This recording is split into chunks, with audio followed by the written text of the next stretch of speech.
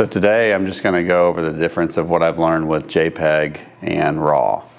And I'm not too techie about this, so I try to keep it as simple as possible.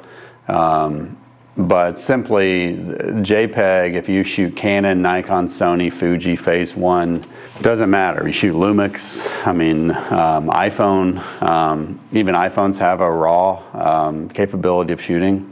The reason that you would want to shoot JPEG and the reason that you'd want to shoot RAW. So JPEG is pretty much a compressed and completed file.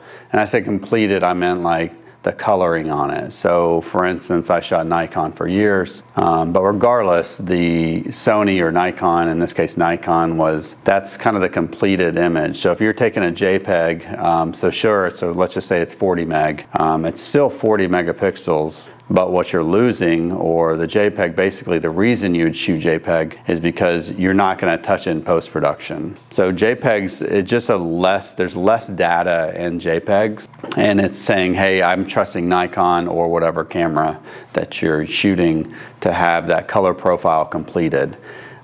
So in those color profiles and in any camera, you have a dynamic range. Again, another conversation in a short little video. The dynamic range is how well this camera can see into the darks and also handle the highlights and the overexposed values. So that dynamic range is also lost when you go into post-production on JPEGs.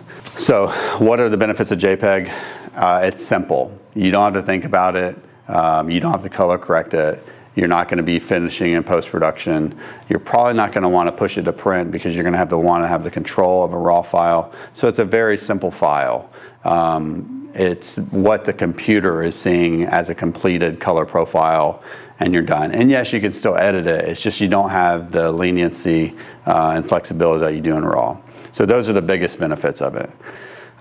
So then you get into RAW. So RAW files are saying, hey, here are the ingredients. You can color correct them. So say if I take a photo in RAW, sure, it's 40 meg still, 40 megapixel image, but it's all the raw ingredients. And that's another way I should have explained with JPEG, is that you have the ingredients, you can see them, and you can read the back of the box, but they're baked in it.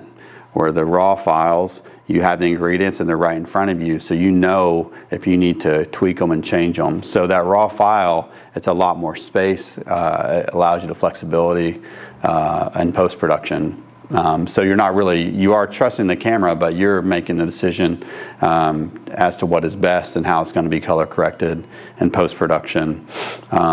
So you really have a lot more of that data available. It allows you to have that dynamic range, which if you're shooting contrasty pictures or landscape, any kind of contrast image, you're going to be able to work with that dynamic range even more.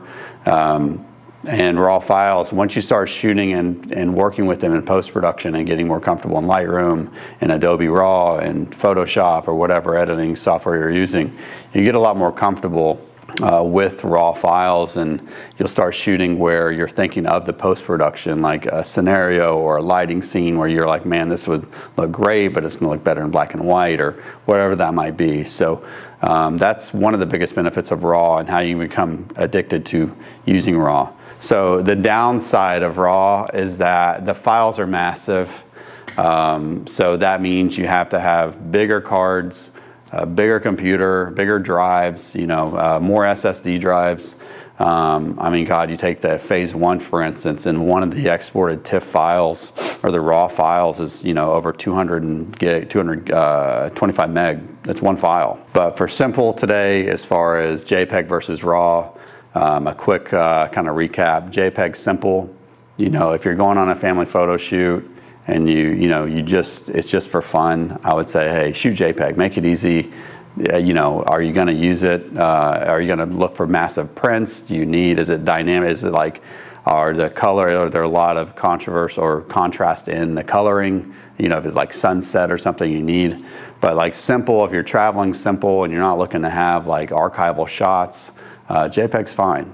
And then RAW, you know, RAW is all I shoot. I'm a professional photographer, and I want the best quality in everything I'm doing. And when I shoot JPEG, I don't shoot JPEG anymore. I just can't. So, and that'll happen eventually the more and more you're behind the camera. But again, it's not necessarily, I know the flaws of JPEG and the benefits of JPEG and the flaws of RAW and the benefits of RAW, and I would always pick shooting RAW. So hopefully that's not too complicated. And you know, if you got any questions, definitely let me know. But yeah, there's just some of the camera basics that I'm going to be talking about throughout this video series.